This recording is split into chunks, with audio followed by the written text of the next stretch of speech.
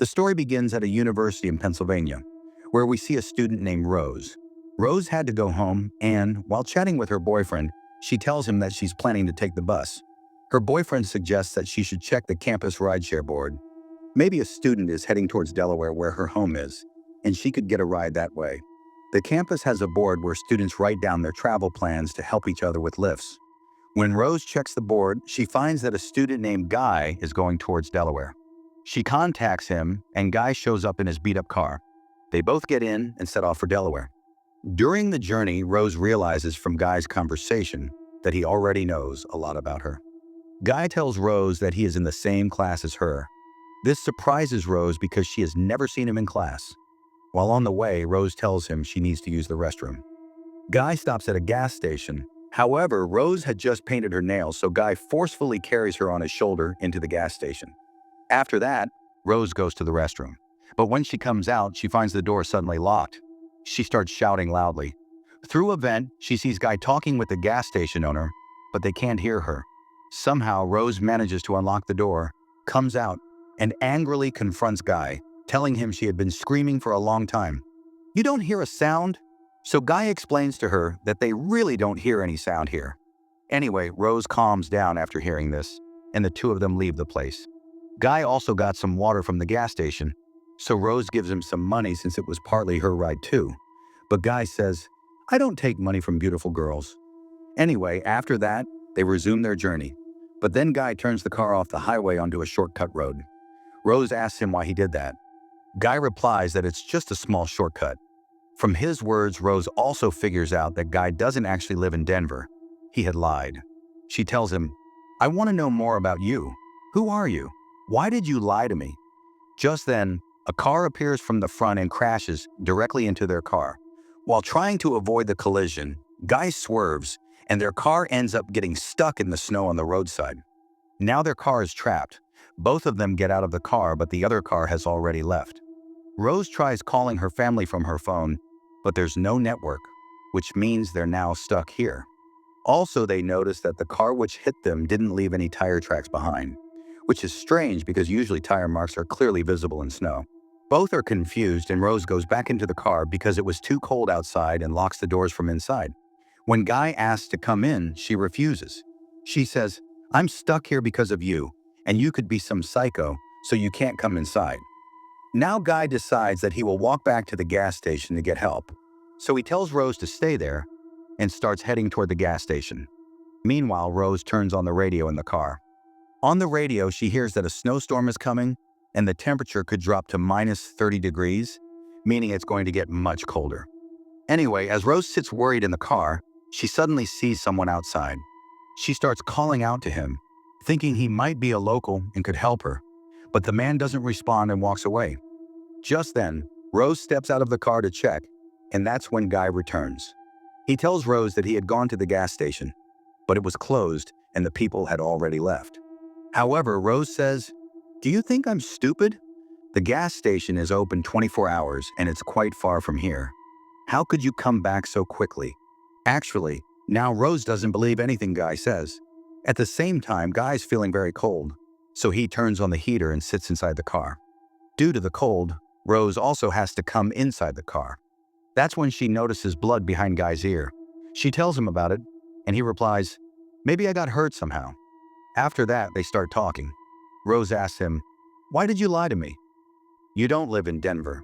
Guy admits, "Yes, I don't live there. Actually, when you were chatting with your boyfriend in class, I read your chats. I liked you, and I wanted to be friends with you. That's why I put a notice on the whiteboard saying I'm going to Denver, so that I can spend some time with you, and we can become good friends." At first, Rose gets angry after hearing this, but later she forgives him. Anyway, while they are talking, the car heater suddenly stops working. When they go outside to check, they find that the car's fuel tank is leaking. And now, because the fuel has run out, they can't start the car. Since the engine won't start, the heater also won't work. That means they'll have to spend the entire night in the cold inside the car. But after a while, when Rose goes outside to pee, she sees some priests there. She calls Guy out of the car as well. But by then, the priest had already left. Guy tells Rose to sit in the car while he follows the priests. He follows them into an abandoned house in the woods, where he sees some strange things. Meanwhile, another man passes by Rose's car, so she calls out to him again. But he doesn't hear her and keeps walking. So Rose puts her hand on his shoulder to stop him, and the moment she does that, her fingers burn due to the cold. The man turns around, and when Rose sees his face, she gets scared. It was terrifying. When he opens his mouth, a snake comes out of it. As Rose turns to run away, the spirits of two injured boys appear in front of her. Boys who had been brutally killed. Frightened, Rose faints. And now Guy has also returned. He picked up Rose. Rose was very scared. She told him everything, what she had seen. That's why they got back into the car. A little while later, a police officer came to their car. He looked like a normal human being. He asked both of them to step out of the vehicle, so they got out of the car. Then the officer forcefully asked Rose to get into his car. Rose realized that he was not a good person, so she started refusing. But the officer insisted that she had to get in the car. Just then, Guy attacked him from behind with an iron rod, injuring his face. And then something strange happened. Both of them suddenly found themselves back inside their car, as if they had woken up from a dream. They couldn't understand what had just happened. They thought it might have been a nightmare. But then they noticed that Guy still had the same rod in his hand, the one he had used to attack the police officer. That meant it wasn't just a dream. Due to the intense cold, the rod had stuck to his hand. When Rose tried to remove the rod from his hand, her hands also got injured. At that moment, Rose noticed the newspaper that Guy had brought from the house where they were following the priest. The newspapers contained reports of accidents on that same road, which also mentioned those priests. It also stated that in all the deaths that had occurred on that road, a police officer was involved. That means all the people they had seen on the road so far weren't alive. They were all ghosts. Their spirits had been wandering that road for many years. Due to being extremely tired, both of them fall asleep in the car. Around 2:30 a.m., Rose has a vision. She sees the police officer who had earlier come near their car. He was trying to forcibly make her sit in his car. In the vision, Rose sees that earlier, this same officer had picked up another woman from the same place and made her sit in his car. He then assaulted her and eventually killed her. While Rose is seeing this vision, her body starts trembling violently. At the same time, Guy also wakes up and tries to wake Rose. Rose is very frightened by the vision she just saw, and just then, someone starts shaking their car violently. This scares both of them a lot. However, soon everything becomes quiet again. Now, Guy's condition begins to worsen because he had an injury at the back of his head, which was quite serious. He hadn't told Rose about it, but now she figures it out. Guy tells her that when he was heading toward the gas station, he realized on the way that he was too badly injured to go any further. So he turned back and came back to her. Rose becomes extremely worried about Guy, so she climbs up a telephone pole that had an emergency phone on it. She calls for help, but the signal is very weak, and she's unable to properly communicate their location to the police. After that, she climbs down from the pole, and just then, the ghost of the woman who was assaulted and murdered by the police officer appears in front of her. She quickly rushes back into the car and sees that Guy may have died. She tries hard to wake him up, but he is no longer alive. Rose is deeply saddened by this. After that, she pulls his body out of the car. Just then, she sees a vehicle approaching from the front.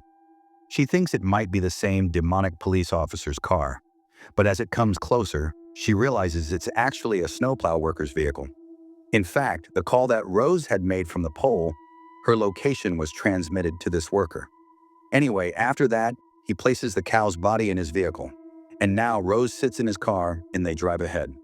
While on the way, the driver tells Rose that back in 1950, there was a corrupt police officer in this area who had taken the lives of many people on this road. He would bring his vehicle in front of others' cars, causing them to crash and resulting in their deaths. In 1953, he caused the accident of two boys whose car fell into a gorge, but the police officer was heavily drunk, so he couldn't control his own car either. As a result, his own vehicle also fell into the gorge, and he died. However, even after his death, accidents continued to happen on this road every Christmas night, almost every year.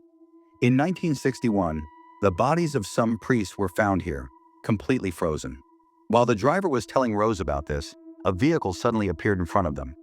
To avoid a collision, he swerved his car to the side, and it stopped in the snow. Then he saw that the car which had come in front of them had fallen into the gorge and caught fire. In fact, the same incident had repeated, just like the one in 1953 when that police officer had died. However, now that Rose knew about all this, she tried to stop it. And just then, the spirits of those priests also appeared. She sees that past incident when, in 1953, this police officer had an accident here. The priest could have helped him, but he knew that the police officer was a sinner. That's why he even removed the microphone from the officer's car so that he couldn't call for help. As a result, the officer burned to death inside the car. Later, his evil spirit took revenge on all those priests. Eventually, when the driver goes forward, the spirit of the police officer emerges from the flames and attacks him, killing the driver brutally. Seeing this repeatedly, Rose becomes more terrified, so she returns to the truck. She tries to start the truck, but it doesn't start. Just then, the police officer's spirit returns, trying to kill Rose. But before he can harm her, the pure soul of the cow appears and attacks the police officer's spirit. As soon as the officer is attacked, just like in the dream, Rose finds herself back in the car with the cow. The cow's dead body is beside her. Soon morning arrives. Rose sees the cow's spirit outside the car, though its body is still inside. Rose realizes that the cow wants to help her, so she follows it. The cow leads her from the priest's house to a gas station where an ambulance arrives and Rose is saved. Rose understands that the cow was never meant to harm her. In fact, it loved her dearly and only wanted to spend some time with her. She has only one photo of the cow, which she had taken on her mobile. Looking at the photo, she becomes emotional. With this, the story ends here. Subscribe to this channel for more horror stories like this.